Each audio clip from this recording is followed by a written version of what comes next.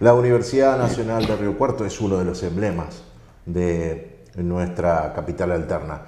Es fruto de una lucha de mucho tiempo y de muchos años y de mucho esfuerzo del tejido social e institucional de Río Cuarto y de todo el territorio. En ese marco es que invitamos a Daniel Garis, que es el titular del gremio de no docentes de la universidad, precisamente porque en este contexto de celebración del 239 aniversario de la capital alterna, es importante saber en qué momento del proceso histórico de esto que se entiende que es la lucha en defensa del presupuesto educativo, de la educación pública y del compromiso comunitario que tenemos con la defensa de la Casa de Altos Estudios, tener un diagnóstico, un panorama, una mirada. La cara no es muy optimista del invitado. Ha sido un año intenso, Daniel. Gracias por estar, gracias por acompañarnos como siempre. Sí, muchas gracias. Sí, realmente fue un año largo, bastante complicado.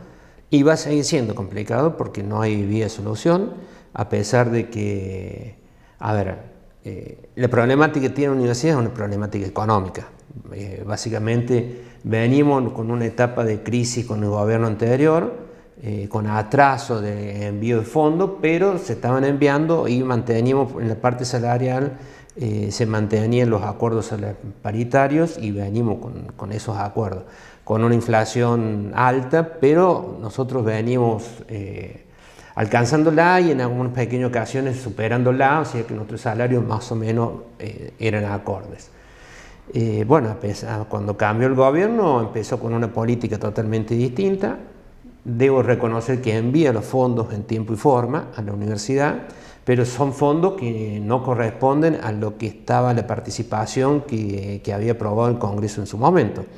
Ya sabemos que van 2 años de un presupuesto reconducido y esa reconducción no aplicó vamos a llamar así, la fórmula que tenía que aplicar para repartir en las universidades, para derivar los fondos. Y bueno, empezó a enviar los fondos que él cree conveniente a cada universidad. Y bueno, empezamos a padecer este sufrimiento de que el dinero a la universidad no le está alcanzando, para hacer todas las gestiones que venía realizando normalmente. Han tenido que achicar un montón de gastos y de eventos,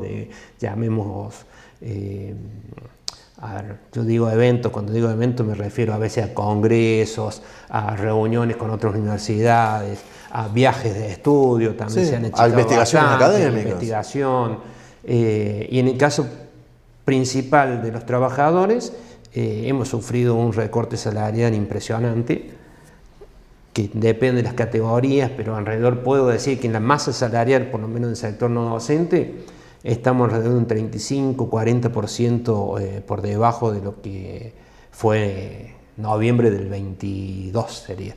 Esa es la situación actual. Eso no solamente repercute en nosotros los trabajadores que estamos en actividad, los compañeros que se están jubilando, las compañeras también esto repercute en las jubilaciones que están teniendo.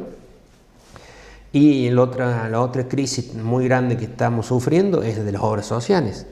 En el caso puntual de esta universidad, nosotros tenemos 2 obras sociales.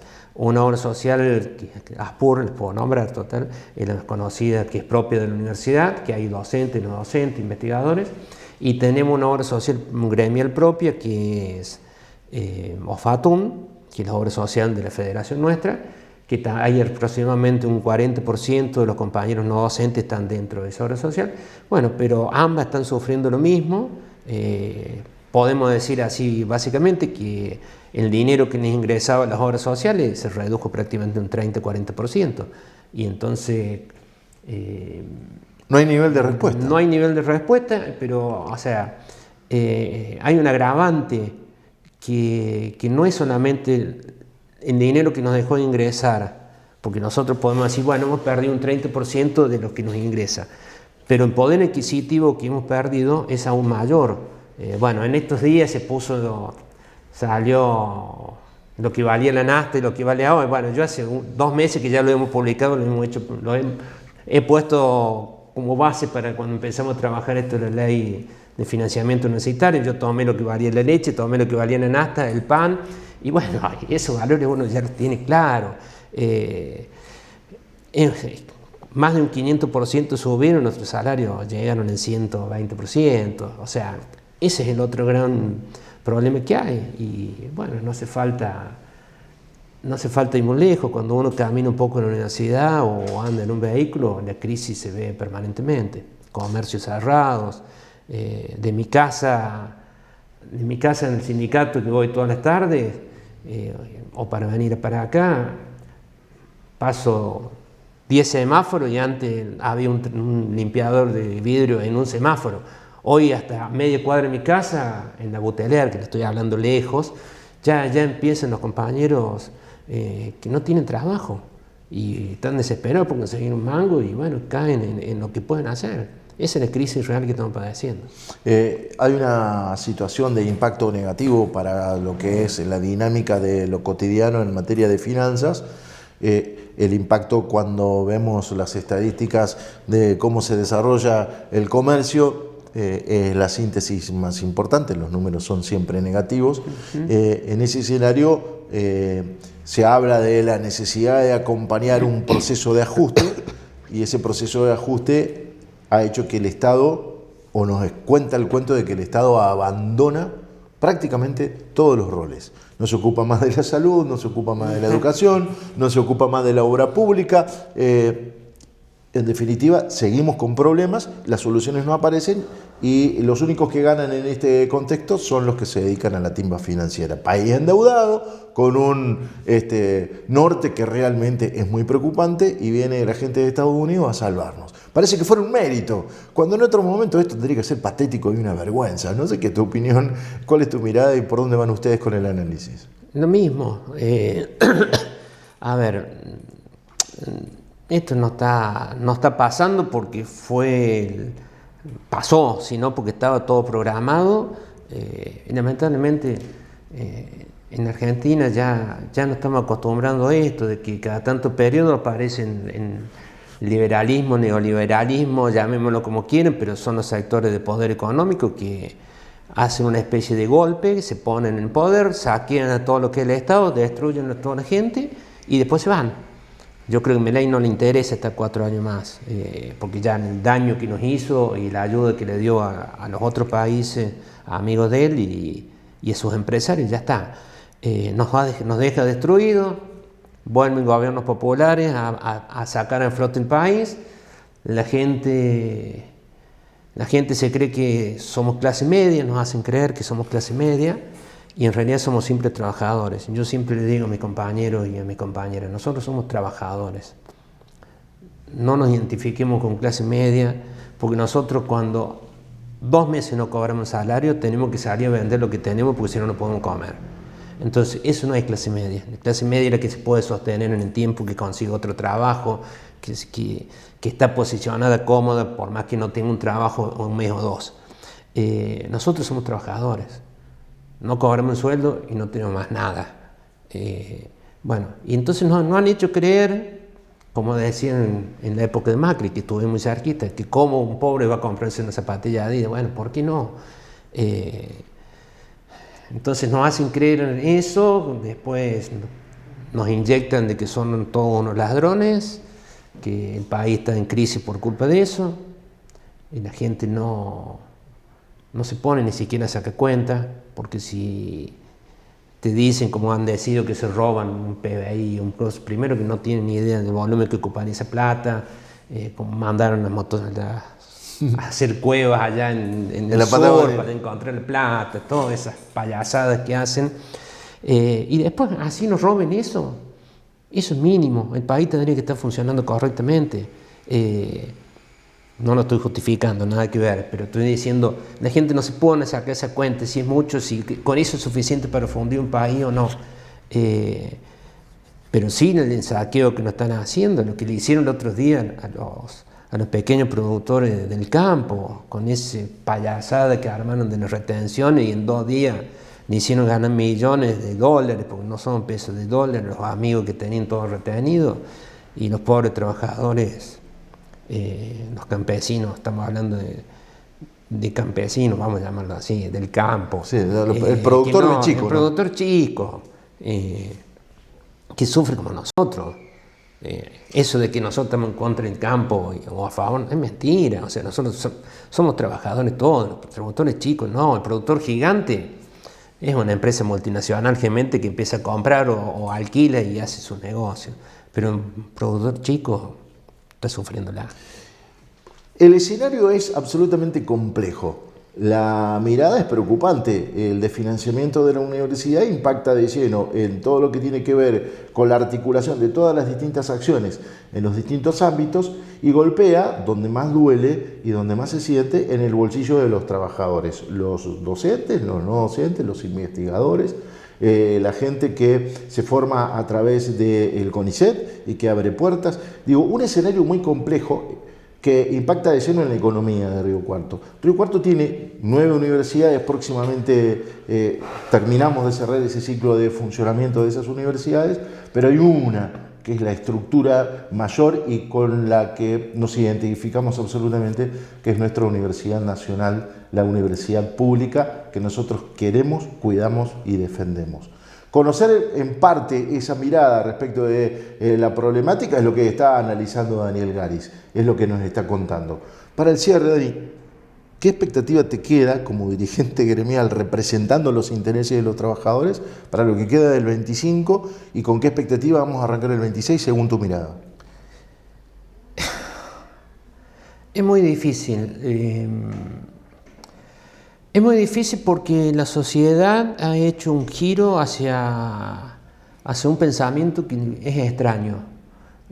Yo siempre cuando dije que hubiera querido ser psicólogo social para entender a la sociedad cómo votó, pensé que uno escucha todo lo que está padeciendo y sin embargo días atrás fueron y siguieron apoyando a este gobierno, votaron legisladores en las provincias que no lo conoce nadie, o sea que el referente sigue siendo el presidente, sabiendo que al emitir ese voto se está perjudicando el mismo.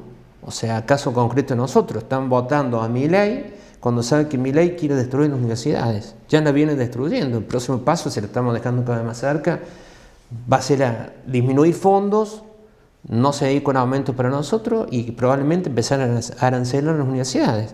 Yo el otro día le decía a los chicos, a los estudiantes, le digo, ustedes son los que más van a sufrir. Nosotros vamos a tener salarios más bajos, pero ustedes no van a poder venir más a la universidad. Bueno, no lo entienden. No lo entienden, no quieren entenderlo, creen que un país distinto no se da con ese formato. No, es muy difícil.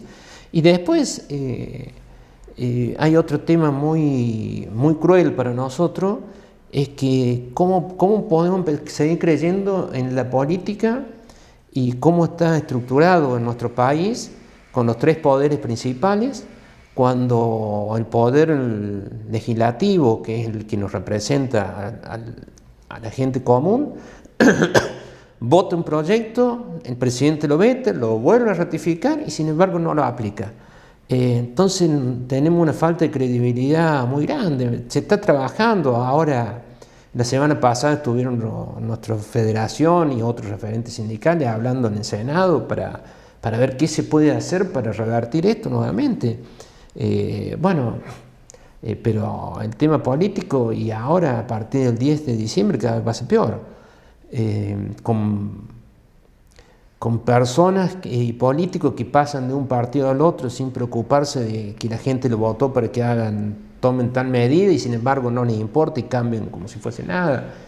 La realidad yo creo que es muy crítica. Estamos en un proceso